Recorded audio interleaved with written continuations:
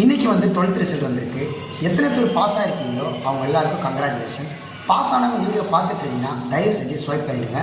இந்த வீடியோ வந்து பாஸ் ஆனவங்களுக்கு கிடையாது, யாரெல்லாம் 12th எக்ஸாமில் ஃபெயில் ஆகிருக்காங்களோ அவங்களுக்காக மட்டும்தான்.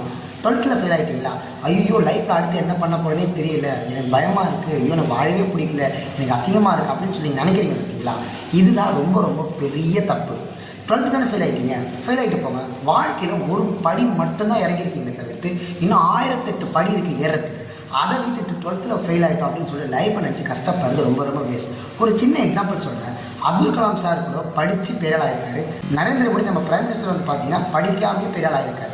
ஸோ படிப்பு வந்து உங்கள் வாழ்க்கைக்கு முக்கியமானு கேட்டிங்கன்னா ரொம்ப ரொம்ப முக்கியம்தான். ஆனால் அதுவே வாழ்க்கையான்னு கேட்டிங்கன்னா கண்டிப்பாக கிடையாது.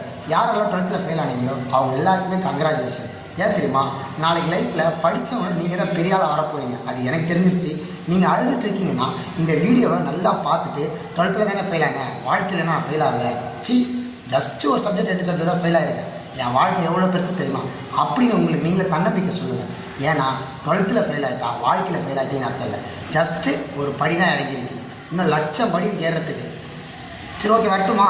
12th ஃபெயில் ஆகிட்டீங்க, வேறு லைஃப்பில் இன்னும் பெரிய இடத்துக்குலாம் போயிட போகிறீங்க, என்ன மறந்துடாதீங்க. Love you. கவலைப்படாதடா, உனக்கு எல்லாமே நல்லது தானே நடக்கும்.